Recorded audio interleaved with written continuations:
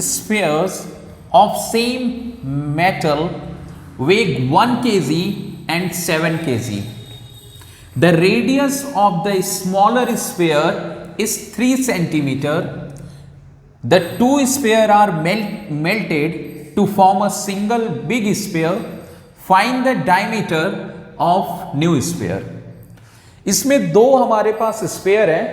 अब दोनों same metal के हैं.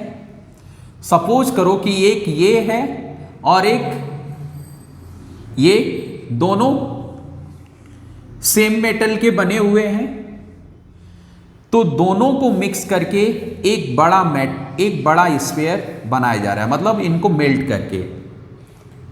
तो अगर अकॉर्डिंग टू क्वेश्चन देखें तो इसका वॉल्यूम और इसका वॉल्यूम निकाल कर अगर हम ऐड कर दें तो ये बड़े वाले का वॉल्यूम बन जाएगा. ओके, बड़े वाले स्फीयर का. समझ में आया? तो अपने को करना है कि वॉल्यूम निकालना है दोनों का और फिर ऐड कर देना है, और बड़े वाले स्फीयर के वॉल्यूम के इक्वल हमें उसे रखकर रेडियस निकाल लेंगे बड़े स्फीयर का.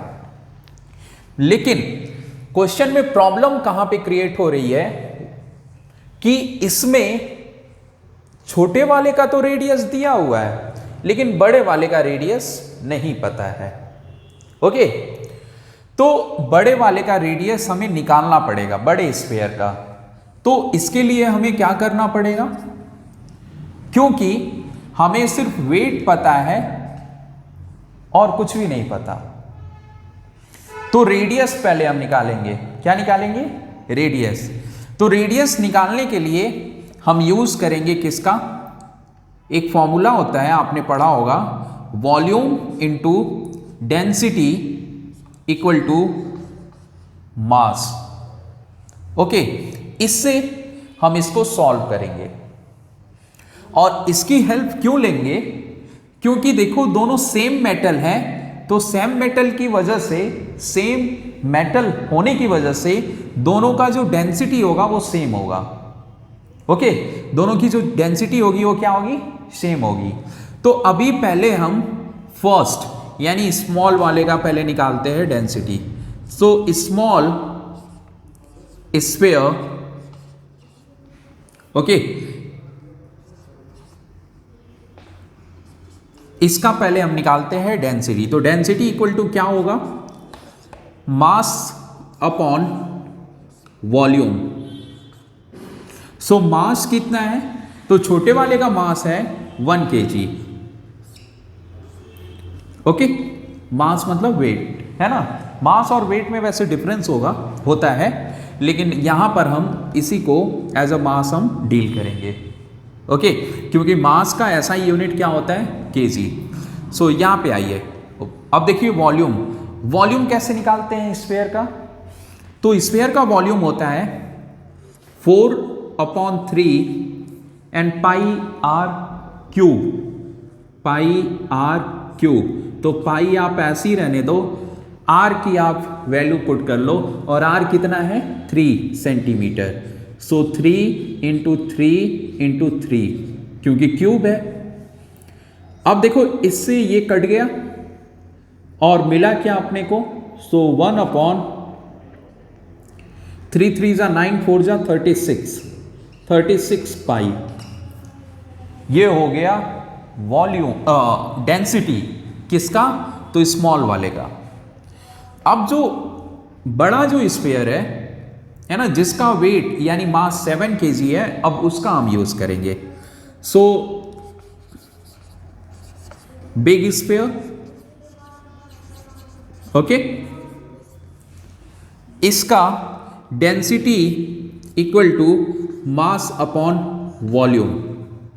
सो इसका छोटे वाले की डेंसिटी और बड़े वाले की डेंसिटी दोनों इक्वल होगी, तो इसकी वजह से मैं डेंसिटी की जगह पे लिख देता हूं जो हमने छोटे वाले से निकाला है डेंसिटी, वो लिख दिया. अब इक्वल टू मास. मास पता है आपको 7 kg. वॉल्यूम, सो वॉल्यूम का सेम फॉर्मूला होगा क्योंकि स्फीयर है, तो 4/3 पाई आर क्यूब. तो पाई और आर क्यूब तो हम r को ऐसे ही रहने देते हैं। ओके, अब देखो क्या करेंगे, हम इस r क्यूब की वैल्यू निकालेंगे। तो इस पाई से पाई कैंसिल, ये 3 ऊपर चला जाएगा, तो आप दूसरी जगह लिख लो इधर 1/36 n equal to 7 into 3 n upon 4 into r cube. 4 9 जा 36, ये कट गया। अभी आर क्यूब, आर इधर आ गया तो आर क्यूब हो गया और 9 इधर भेज दो आप। सो ये हो गया 3 जा 27 इंटू 7, मल्टीप्लाई करेंगे। सो मल्टीप्लाई करके हमें क्या मिलेगा, ये होगा 189। अब आर क्यूब की जो वैल्यू आई है ना, इसे आप यही छोड़ दो, क्योंकि ये किसी का परफेक्ट क्यूब नहीं है। 189 is not a perfect cube, तो आप ऐसे ही रहने दो। अभी हमें क्या करना है, बड़े वाले का वॉल्यूम निकालते हैं। ओके, सो बड़े वाले का जो वॉल्यूम होगा उसे हम कैपिटल V से, और इन दोनों के वॉल्यूम को हम स्मॉल यानी V1 प्लस V2 से हम इंडिकेट करेंगे। ओके, सो V1 यानी इसका हमें R पता है, सो ये हो जाएगा 4/3 and into pi into r cube यानी 27। 3 3 जा 9 3 जा 27, याद रखिएगा। और फिर दूसरे का 4/3 इंटू पाई इंटू 189, क्योंकि आर क्यूब ये ऑलरेडी हमने निकाला हुआ है, तो आर क्यूब की जगह रख देंगे।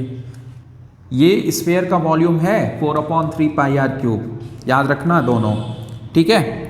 अब यहाँ पे बड़े स्फीयर का जो वॉल्यूम है उसको हम ले लेते हैं 4/3 and pi and r dash लिख लेते हैं इसको, और इस पे क्यूब। अब यहाँ से 4/3 पाई कॉमन ले लो, और बचा क्या, तो 27 बचा और 189 बचा इधर। अब ये खत्म हो गया, मतलब कैंसिल आउट हो जाएंगे कंप्लीट। अब यहां बचेगा आर डैश, है ना। सो आर डैश पे क्यूब यानी इक्वल टू, इनको ऐड करो। सो 9 और 7 16, है ना।